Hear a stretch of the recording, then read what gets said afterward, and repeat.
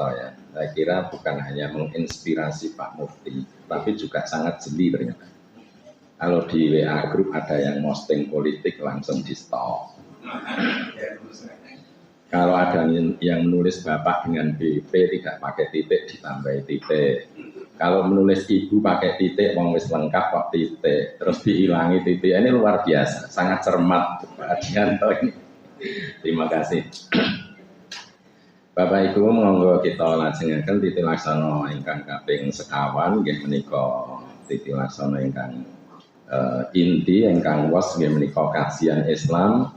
Insyaallah kados ingkang sampun dipun sebataken dening Pak Mufti kala wau topikipun wonten ing enjing menika nggih menika babagan warisan. Mbok menawi menika pancen nggih babagan ingkang wigatos sanget wonten ing pagesangan kita supados kita langkung paham kados pundi ngene warisan menika ingkang badhe dipun wedharaken dening ingkang kinurmatan Al Ustadz Bapak Haji Yusuf Abdullah saking Rinjani. Wekdal cekapipun kula aturaken dumateng Bapak Haji Yusuf Abdullah. Bismillahirrahmanirrahim. Assalamualaikum warahmatullahi wabarakatuh. Innal hamdalillah nahmaduhu wa nasta'inuhu wa nastaghfiruh wa na'udzu billahi min shururi anfusina wa min sayyiati a'malina. May yahdihillahu fala mudilla lahu wa may yudlil fala hadiya lahu. Asyhadu an la ilaha illallah wa asyhadu anna Muhammadan abduhu wa rasuluhu la nabiyya wa la rasula ba'da. Qala Allah ta'ala fi kitabihil karim a'udzu billahi minasyaitonir rajim. Ya ayyuhalladzina amanu taqullaha haqqa tuqatih wa la tamutunna illa wa antum muslimun. Allahumma rahmna bil Qur'an amma ba'du. Bapak Ibu jamaah haji IPHI si Bela Pelangi Bonoroto ya, semuanya yang saya hormati, tentunya banyak ilmu yang didapat dari bapak-bapak sini, ibu sini semuanya bagus. Saya yang mungkin muda, alhamdulillah pernah haji tapi ya tidak seperti bapak ibu semuanya. Haji saya backpacker, yang penting sampai sana itu aja. Alhamdulillah. Ya, intinya tentunya pengalaman itu lebih banyak yang jenengan dapatkan. Saya juga tentunya butuh belajar dari bapak ibu semuanya. Ya mungkin kalau umur mungkin seumuran putrane jenengan. Kalau kelahiran 90. Nggih, leres Bu. Mohon maaf saya di sini bukan pengen menggurui, kita belajar bareng tentang faraid, ngoten nggih? Tentang faraid. Saya dulu belajar faraid itu yogur. Kalau belajari dulu berarti kan lebih muda, lebih kecil. Waktu masih di pondok diajari gurune le faraid ngene le. Oh ya. Nggih, seperempat, setengah, seperenam, seperdelapan, 2/3, sepertiga dan lain sebagainya. Yogur, nggih, ratau nyekel duit, ratau nyekel omah, ratau nyekel tanah, ora ngerti ngono kuwi. Saya cuman belajar saja hadisnya gini, ayatnya gini. Oh ya, siap gitu aja. Karena belajarnya belum pernah nyekel itu semua, belum pernah lihat, belum pernah belum pernah punya itu. Bahkan dulu waktu saya belajar saya mikirnya haji serang duit. Jadi saya mikirnya haji, saya dulu sebelum lulus itu mikir aku nek golek duit kan bahas faro itu. Nek mikir duit arep tak bagi lah, haji aku wajib urung iso. Makanya saya mikir haji sik ngoten momen. Saya mikir haji waktu dulu masih sekolah, saya mikirnya piye caranya aku rono duitku sithik, duitku ora akeh tapi aku tekan kono. Saya cuma mikir belajar sana. Ya udah, adik saya waktu itu udah keluar dari pondok, dia udah bisa bahasa Arab, pengen belajar ke sana. Barangkali dengan belajar di sana itu nanti bisa melakukan ibadah haji kan gitu. Ya udah, adik saya daftar, kalah Jadi udah daftar ujian kalah, masalahnya saingannya dari pondok tertentu kan biasanya nek ora wong jero ra iso lulusan pondok ngendi ngono ora iso bar kok garapmu pinter kok. Nah, enggak bisa kan gitu kan. Ya wis ora iso. Ya udah, terus adik saya daftar jadi TKI. Adik saya berangkat, saya 10 hari atau 1 minggu setelahnya saya berangkat juga. Saya jadi TKI, saya penting aku bisa haji. Saya jadi TKI di Saudi. Kalau saya sampai sana pasti bisa haji. Itu tidak mikirin. Wes orang mikir apa namanya duit oke. Saya cuma mikir bapak saya anak itu ngurusi terus, ngurusi anak, bayar anak dan seterusnya semua kebutuhan yang harus bapak. Lah aku nek kaya bapak kerja seperti itu, aku harap hajiku kapan? Aku mikir. Nah, cuma seperti itu. Nah, ini sedikit cerita saja. Selanjutnya berkaitan dengan faraid, ilmu pembagian warisan. Dasarnya sekarang. Hadis dari Abdullah bin Amr bin As bahwasanya Rasulullah Sallallahu Alaihi Wasallam bersabda, al-ilmu salasatun, ilmu itu ada 3. Wa ma siwa dzalika fahuwa fadlun. Sedangkan selain 3 itu tadi itu sebagai keutamaan saja. 3 itu apa? Yang pertama ayatun muhkamatun, Al-Qur'an. Ayat hukum, ayat muhkamat, ayat yang ada hukum di sana, yakni Al-Qur'an maksudnya. Ini yang pertama. Au sunnatun qaimatun, atau sunnah yang tegak, yakni al-hadis. Wa faraidun adilatun, dan ilmu faraid yang adil. Jadi kita belajar tentang faraid itu ada dasarnya, kita harus belajar ini. Karena Nabi bersabdanya ilmu itu ada 3. Pertama Quran, kedua hadis, yang ketiga faraid. Selain 3 ini itu cuman keutamaan aja. Itu sunnah ngono lho, sing wajib 3 iki. Nah, berarti kalau wajib, kalau dulu guru saya ngasih permisalannya gini. Kalau yang nanti di hadis yang lain kan yang wajib cuma 2, Quran, hadis gitu toh. Nah, ini tambah 1 faraid. Jadi ada hadis yang seperti itu. Berkaitan dengan wajib dan sunnah itu cuma kasih permisalannya guru saya gini. Pakai baju dan celana itu wajib. Pakai kacamata itu sunnah. Pakai jam gini sunnah, pakai sepatu, pakai sandal, pakai kaos kaki, pakai apalagi tas, topiah, udung. Nah, kalau perempuan mungkin 3, 1, 2, 3 mungkin seperti itu. Yang wajib itu harus pakai dulu. Kalau ilmu yang lain itu carry. Kamu harus tahu Quran dulu, tahu hadis dulu. Kalaupun tambah ya faraid dulu. Setelah itu silahkan mau belajar nyuting, mau belajar jadi dokter, mau belajar jadi insinyur atau yang lain sebagainya, itu barkuwi. Nah, kasih permisalannya, nek kowe belajarin dunya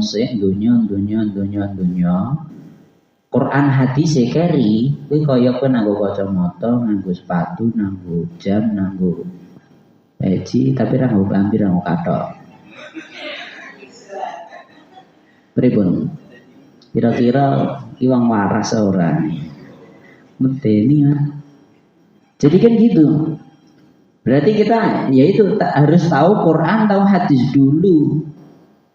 Nanti yang lain, ilmu-ilmu lain itu sunnah, itu cuma keutamaan saja. Kalau kita pakai baju, pakai celana, tambah jamu, tambah ganteng, tambah gagah, tambah keren. Tambah pakai kacamata, gaya, tambah keren. Pakai sepatu yang mahal, tambah keren. Tapi itu tambahan saja. Coba diganti, pakai kacamata keren, jam keren, sepatu keren. Tapi nggak pakai baju, nggak pakai celana, rusak. Gila bisa jadi. Nah, nggak jalan. Jadi seperti itu permisalan dari guru saya dan itu benar. Kita sebagai seorang muslim ya harus tahu ini Quran dan hadis. Nah, terus tambah faraid ini. Ngoten nggih? Ya, selanjutnya. Hadis yang kedua, An Abi Hurairah qala Rasulullah sallallahu alaihi wasallam. Rasulullah sallallahu alaihi wasallam bersabda, Ya Aba Hurairah, wahai Abu Hurairah, ta'allamul fara'ida wa'allimuha. Belajarlah kamu ilmu faraid dan ajarkanlah kepada orang lain. Fa innahu nisful ilmi wa huwa yunsa. Karena ilmu faraid itu adalah separuh dari ilmu, padahal dia nanti akan banyak dilupakan oleh orang. Wa huwa awwalu syai'in yunza'u min ummati, dan itu adalah ilmu yang pertama kali dicabut dari umatku. Maksudnya padahal itu wajib. Nah, hadis sebelumnya kan gitu kan. Ilmu faraid, ilmu bagian waris itu harus dipelajari, tapi nanti di akhir zaman ilmu faraid ini justru dicabut paling awal, hilang paling awal. Karena orang Islam cuman mikirnya ya sing dunya ngono ki mau. Yang faraid tidak diperhatikan. Nah, makanya kita penting untuk belajar ilmu faraid itu. Ya, selainnya. Sekarang ayat yang kaitannya dengan ini. Kutiba alaikum idza hadara ahadakumul maut in taraka khairan lil wasiyyati lil walidaini wal aqrabin bil ma'ruf haqqan 'alal muttaqin. Diwajibkan terhadap kalian apabila kematian datang kepada salah seorang di antara kalian, jika dia meninggalkan harta, wasiat kepada kedua orang tua dan kerabat dengan baik merupakan kewajiban bagi orang-orang yang bertakwa. Jadi awalnya sebelum ada ilmu faraid, pembagian warisan, itu sebelum mati biasanya sudah wasiat dulu. Jadi dulu sebelum faraid diajarkan, awalnya dulu asal mulanya sebelum ada pembagian warisan, itu sebelum mati pakai wasiat dulu. Nanti ini untuk ini sekian, itu segini sekian gitu. Langsung seperti itu, awalnya seperti itu. Namun nanti akhirnya diganti dengan pembagian waris sesuai dengan hitungannya. Wasiat itu wajib sebelum turun ayat tentang warisan. Jadi sebelum mati dulu wajib. Harus sebelum mati sekira-kira sareng mati selororan langsung segera wasiat itu wajib. Tapi setelah ada ilmu warisan, ilmu pembagian waris itu tidak wajib lagi.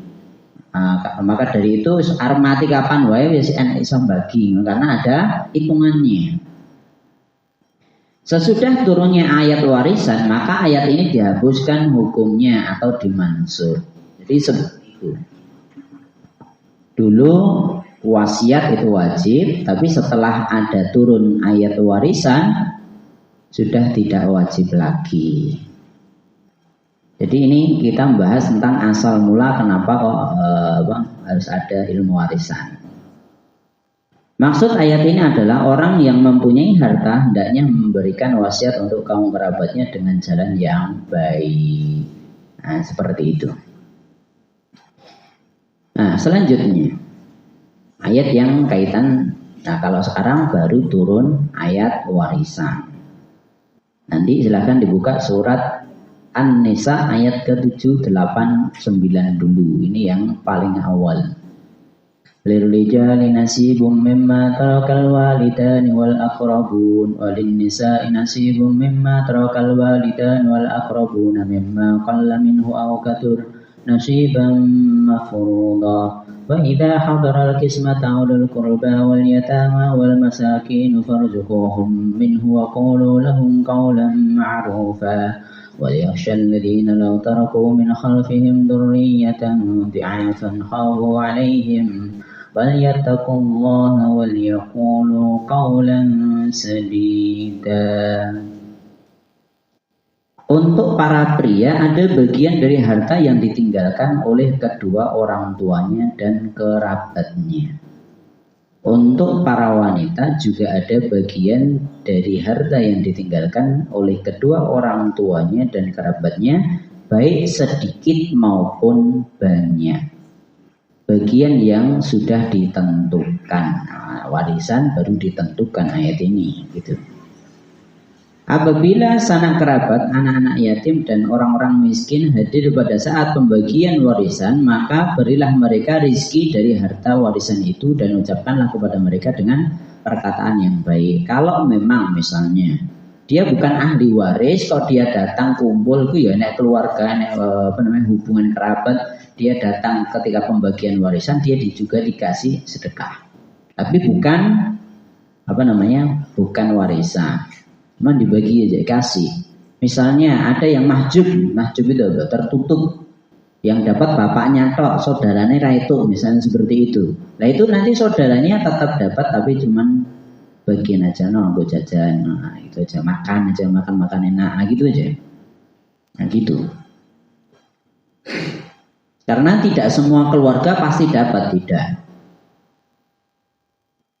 Hendaklah orang-orang itu khawatir seandainya mereka meninggalkan sesudah mereka anak turun yang lemah.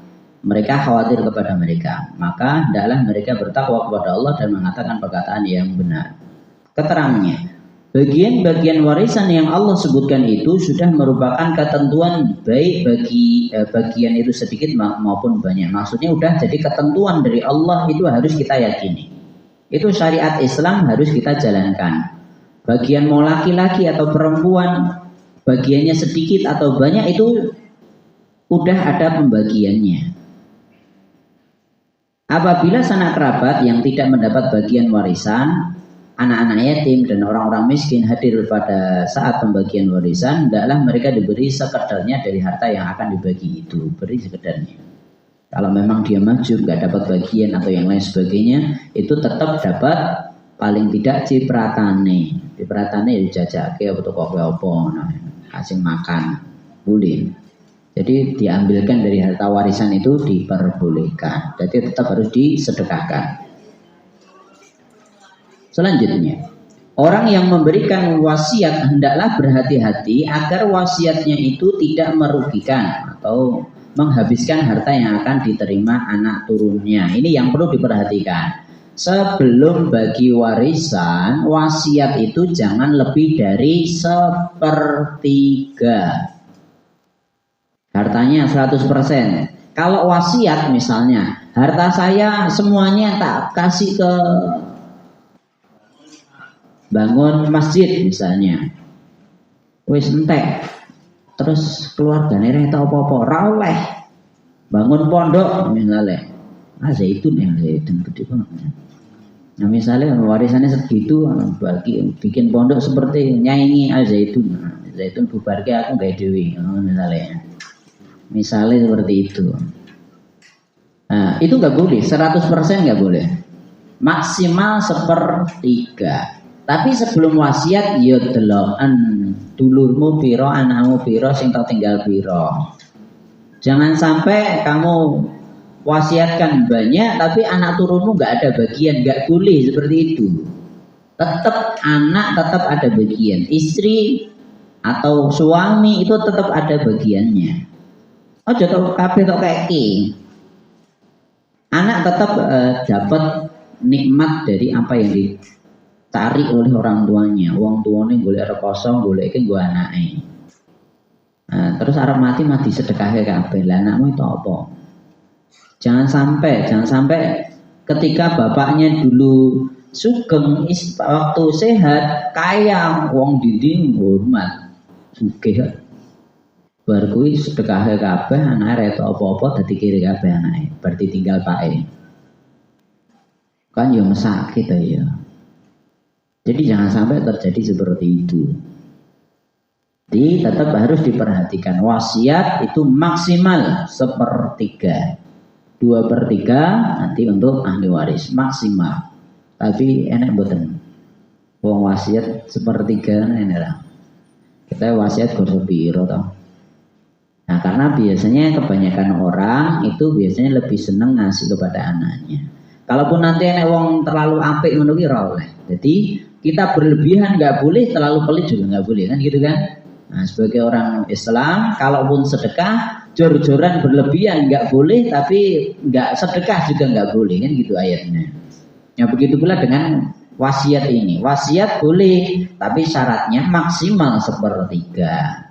Itu pun jarang sekali orang sampai 1/3 untuk wasiat, jarang sekali. Kecuali kalau memang udah tahu anaknya wis dadi wong kabeh lah, sadurunge dadi wong mbuh nanti. Dhisik ketek sih. Wis dadi wong kabeh sugih kabeh, baru kuwi orang tuanya ya sugih. Setelah itu dia mau wasiat separuh nggak boleh, tetap maksimal 1/3. Kan ada kemungkinan seperti itu kan? Misalnya anaknya udah sukses semuanya, bapaknya ya jane ninggali ya oke. Tapi ini tak kayak anakku sugih kabeh, ora butuh kabeh, misalnya seperti itu. Ya, 1/3 maksimal, nggak boleh lebih dari itu, baru boleh diwasiatkan. Selain itu nanti tetap diwaris. Paham sampai sini? Ya.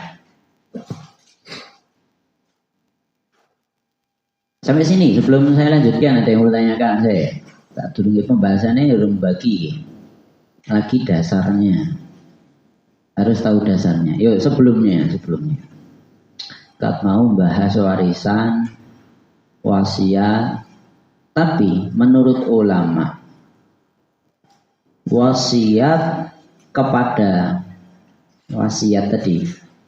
atau warisan itu nomor sekian. Yang lebih penting itu justru wasiat kepada anak untuk nyembah kepada Allah Subhanahu wa ta'ala terlebih dahulu. Silakan dibuka surat Al-Baqarah. Surat Al-Baqarah ayat 132. Ini benar ya? 132. Ini lebih penting daripada bagi warisan. Jadi sebelum kita ninggal itu justru yang ditanyakan seharusnya kowe sesuk arep nyembah apa? Ngono. Mejokur bagianmu ini, ngono. Enggak. Justru yang harus diperhatikan yang disebutkan oleh Allah, dicontohkan oleh Nabi Yakub. 133. Am kuntum syuhada idza hadara Yaqub al-maut idh qala li banihi ma ta'buduna min ba'di qalu na'budu ilahaka wa ilaha abaika Ibrahim wa Ismail wa Ishaqa ilahan wahida wa nahnu lahu muslimun. Apakah kamu atau Nabi Muhammad atau kita semua ini, apakah menyaksikan, apakah kalian dulu gak hadir ketika Yakub akan datang tanda-tanda kematian, maksudnya wis arep mati. Ketika Nabi Yakub sudah hampir mati, ketika dia berkata kepada anak-anaknya, apa yang akan kalian sembah sepeninggalku? Nah, ini yang penting. Sebelum mati itu justru anakmu harus ditanya ini dulu, kamu besok nyembah apa gitu loh. Mereka menjawab, kami akan menyembah Tuhanmu, Tuhan nenek moyangmu Ibrahim, Ismail, Ishak, yaitu Tuhan yang Maha Esa, dan kami hanya tunduk patuh kepadanya. Jadi wasiat tentang keimanan dan akhlak ini lebih penting dibandingkan wasiat harta atau warisan. Dan inilah kunci supaya nanti ora do rebutan warisan ini, yang penting ngerti isi. Nah, jadi ini yang harus diperhatikan. Seorang muslim harus tahu ini dulu. Jadi jangan sampai mengharap anaknya rebutan tapi ranggagas sesuatu nyembah apa, Tuhanmu siapa, enggak nyembah. Padahal ketika ini diperhatikan, anaknya nyembahnya Allah, mengesakan Allah, tahu syariat, kalau tahu syariat dan dia belajar, pasti nanti akan pembagian warisan sesuai dengan syariat Islam dan tidak akan nolak. Jadi ini yang harus diperhatikan sebagai seorang muslim, sebagai seorang bapak, sebagai seorang mbah, diperhatikan di sini dulu. Lah anakmu sasae kerjane sasae karo duit rakus, karo dunia rakus, enggak diperhatikan, salate ra digagas, ngaji ra tahu, mengharapnya sesuk nek mati masuk surga anaknya apa namanya rebutan warisan, nggak mungkin, jangan harap. Jadi ini yang harus diperhatikan dulu, anaknya diperhatikan dulu, karena pendidikan orang tua itu yang menentukan anaknya nanti jadi baik atau tidak. Aku wis didik baik, tapi kok omongannya anakmu elek, ya mungkin temennya. Ya berarti harus diperhatikan temennya siapa saja, kan gitu. Karena anak itu adalah cerminan diri kita sesuai dengan pendidikan kita. Seperti kemarin saya sampaikan, bapak saya dulu almarhum bukan orang baik-baik, orang biasa aja, wong kaya wong kayak. Ibu saya juga enggak orang baik-baik, belum jilbaban ini, udah belum. Tidak, wis nanggur katok menyetok biasa. Ada eking tuh banyak. Ya Allah ya Rahman, itu ibu saya. Iya sih, dari hitungannya ngono kuwi. Balapan. Setelah saya udah dewasa sama ibu sama bapak, motor dewe ke Jogja. Boleh banter ibuku daripada bapakku, tempat motor loh, ya Allah ya Rahman, ya. Aku ngetutke wah hebat yes. Jadi jalan Solo Jogja tuh, jadi udah tua gini. Ketika saya udah bisa naik motor perjalanan ke Jogja, pulang loh ya Allah ya Rahman, hebat ibu saya, naik sepeda motor wes. Tapi sekarang udah pakai jilbab, udah baik, alhamdulillah. Tapi kembali lagi, pendidikan untuk anaknya itu yang perlu diperhatikan. Jadi bapak saya keras, ibu saya keras, anak harus tahu agama. Biyen aku belajar agama, sekarang anakku kudu pinter agama. Kabeh sekolah pondok. Anak era iso mondok ning kene pindah pondok neh. Reneng sekolah njogo, sekolah formal ora ning pondok, ngono tok. Aku ora gelem bayari, kecuali kowe bayar dhewe terserah. Itu. Jadi kakak pertama saya lulus, kakak kedua lulus, saya nomor 3 lulus. Nomor 4 tidak lulus. Jadi lulus SMP tok. Setelah itu langsung pindah pondok dan lulus. Jadi tetap lulus pondok, raketan pondoknya grite bawahnya. Alhamdulillah. Grite bawahnya. Kan yang bapak saya pengen grite sing dhuwur. Nah, adikku sing nomor 4 enggak kuat, tapi dia akhirnya pindah grade, turun grade-nya. Tapi tetap lulus di pondok selanjutnya. Ke-4, ke-5 juga lulus, ke-6 lulus. Jadi mondok 3 wulan metu. Pindah pondoknya, diterima kono sebulan metu mlayu ke pondok. Pindah sampai ping 5 pondoknya. 5 pondok wis mlebu ping 5 Mbak. 5 nggon. Beda kabeh mlebu metu wis ngono kuwi. Tapi alhamdulillah tetap jadi sekarang memperhatikan syariat tetap.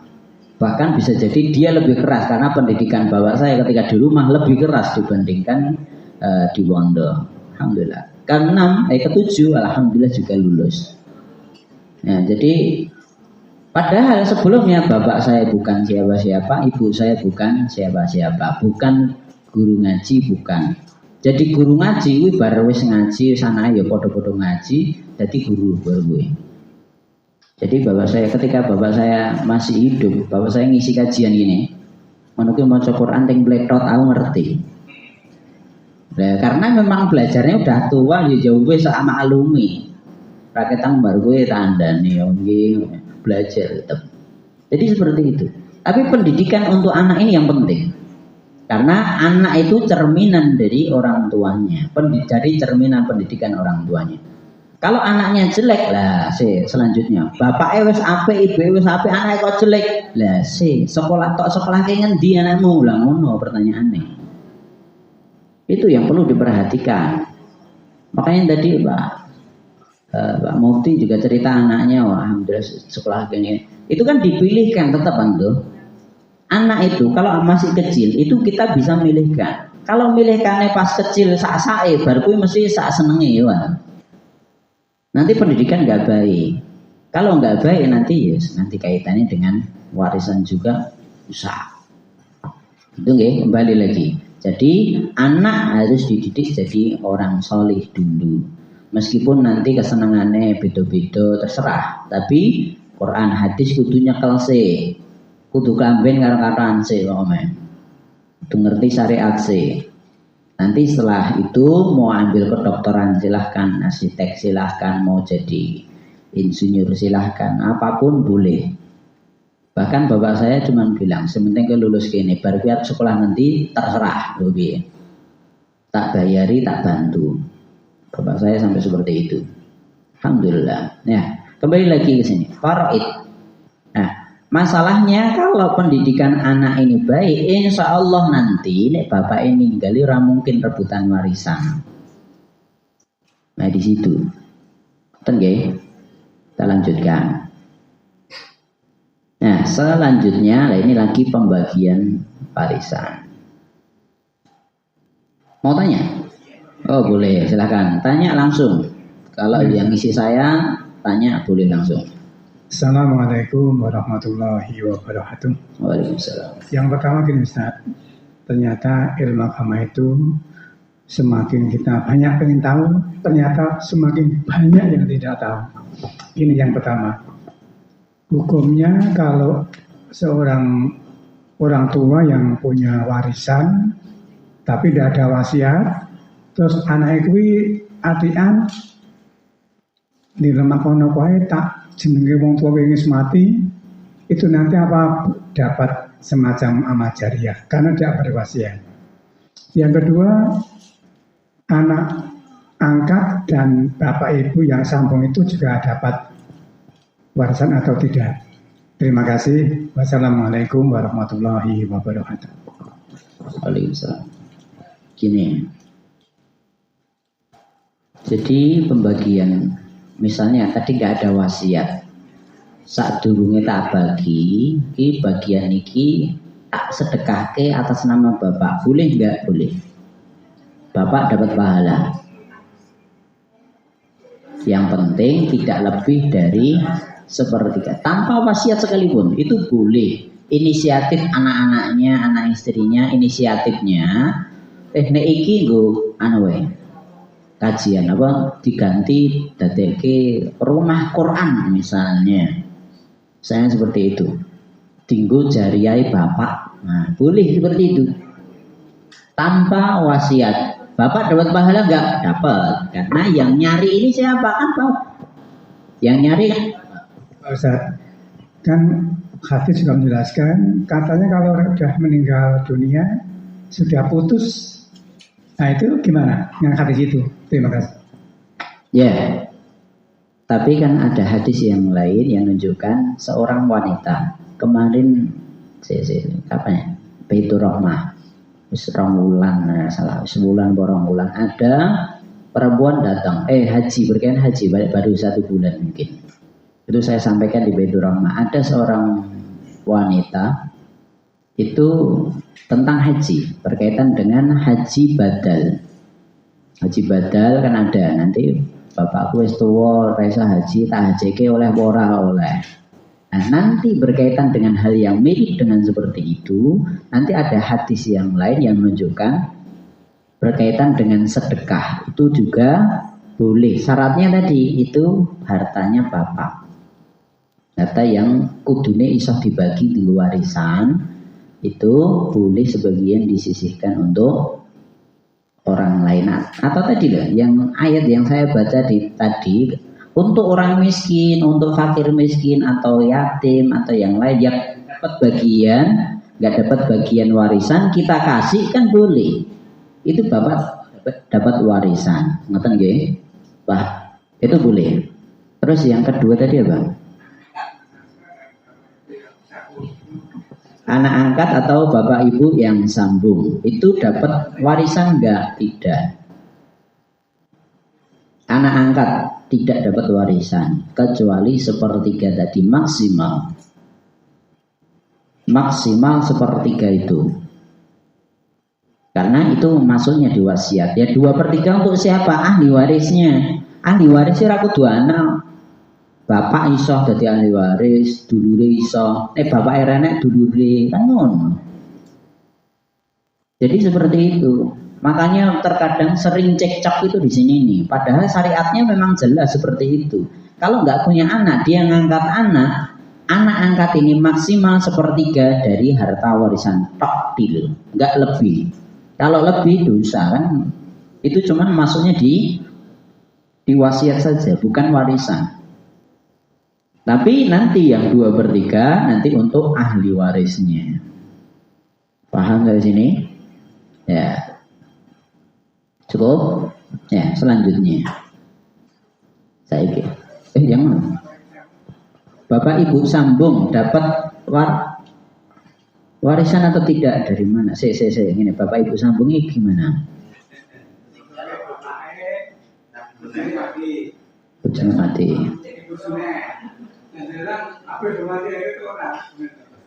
Ya, nek enek gor kuwi ya sing itu ya kuwi.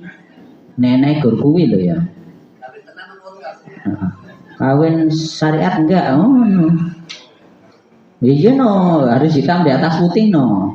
Ngaku-ngaku ngerti-ngerti oh wedok. Aku biyen bojone pakmu, ngono ora arep ya.